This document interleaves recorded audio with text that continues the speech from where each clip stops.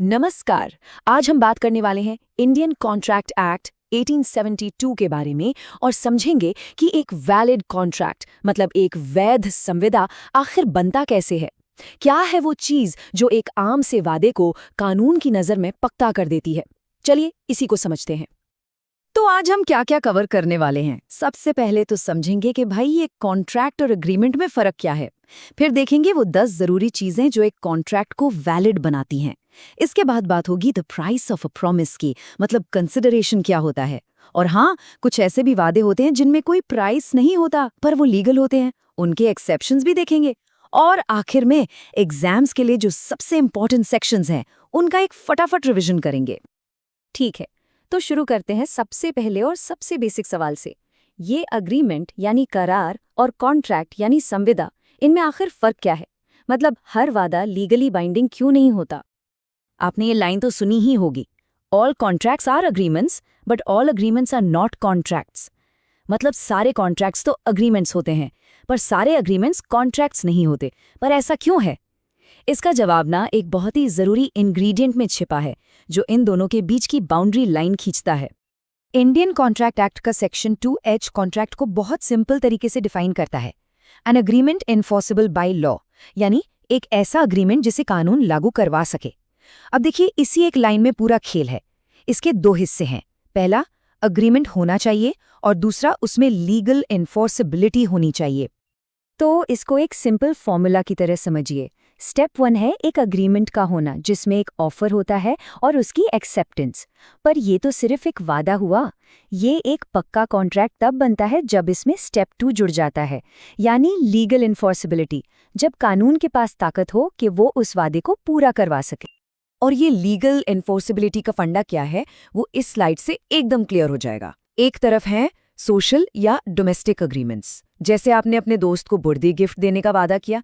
यहाँ legal relation बनाने का कोई इंटेंशन नहीं होता, तो अगर वादा टूट भी गया तो आप कोर्ट नहीं जा सकते। दूसरी तरफ है कमर्शियल अग्रीमेंट्स, जैसे कोई कार बेचने का सौदा। यहाँ कानून मानकर चलता है कि दोनों पार्टीज लीगली बंधने का इरादा रखती हैं।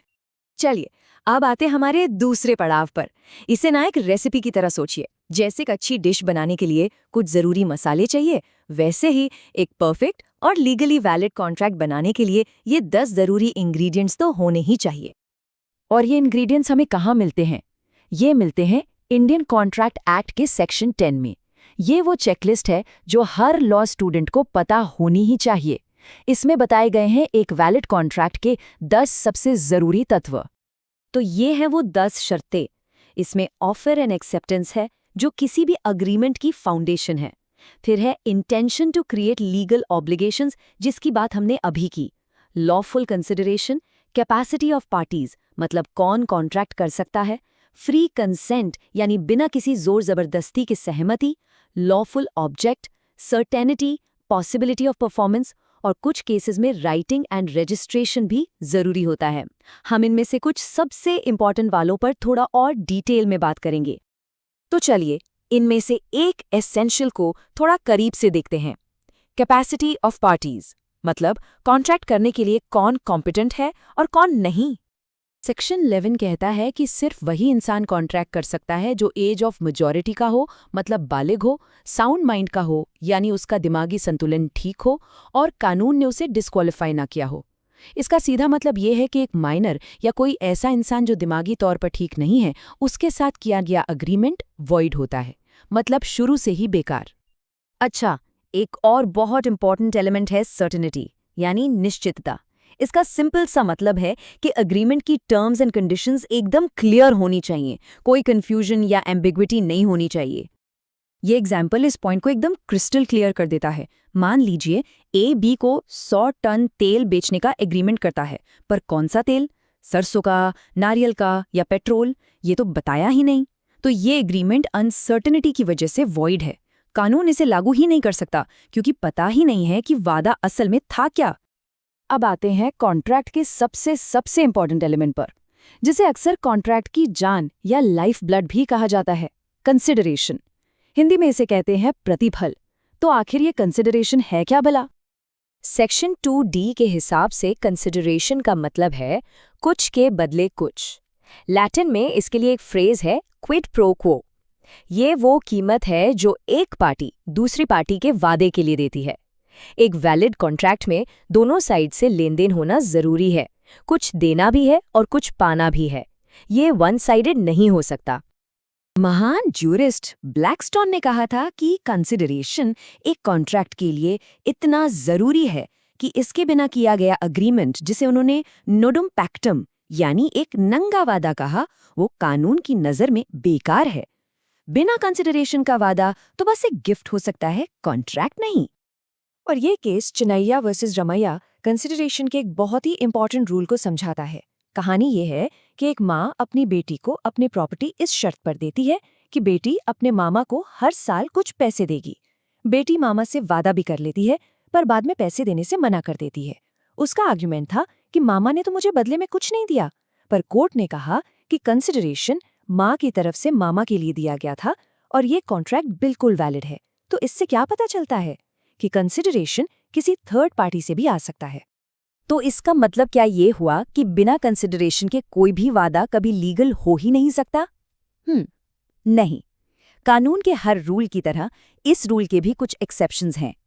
जनरल रूल तो एकदम क्लियर और सॉलिड है। बिना कंसिडरेशन के किया गया अग्रीमेंट वॉइड होता है।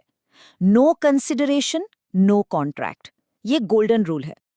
लेकिन इंडियन कॉन्ट्रैक्ट एक्ट का सेक्शन 25 कुछ ऐसे स्पेशल केसेस को बताता है जहां बिना कंसिडरेशन के भी एक अग्रीमेंट पूरी तरह से वैलिड और एनफोर्सेबल हो सकता है।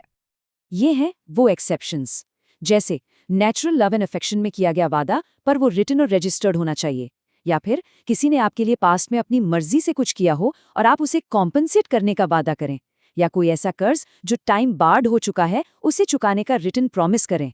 इन स्पेशल केसेस में कंसिडरेशन न होने पर भी कॉन्ट्रैक्ट वैलिड माना जाता है।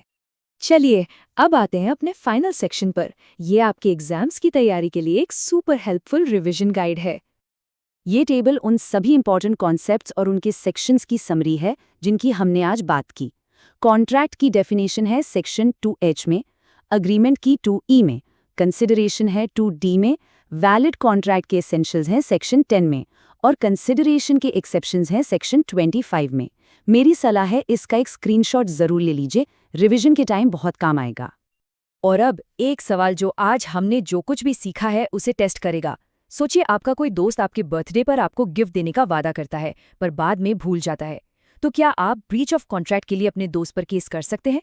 जरा उन एसेंशियल्स के बारे में सोचिए जो हमने डिस्कस किए थे, खास तौर पर उस intention to create legal relations वाले पॉइंट के बारे में। तो अगर आपको ये डिस्कशन हेल्पफुल लगा तो इसे लाइक ज़रूर करें, अपने दोस्तों के साथ शेयर करें और ऐसे ही और लीगल कॉन्सेप्ट्स को आसानी से समझने के लिए हमारे चैनल को सब्सक्राइब करना मत भूलिएगा। देखने के लिए बहुत बहुत धन्यवाद।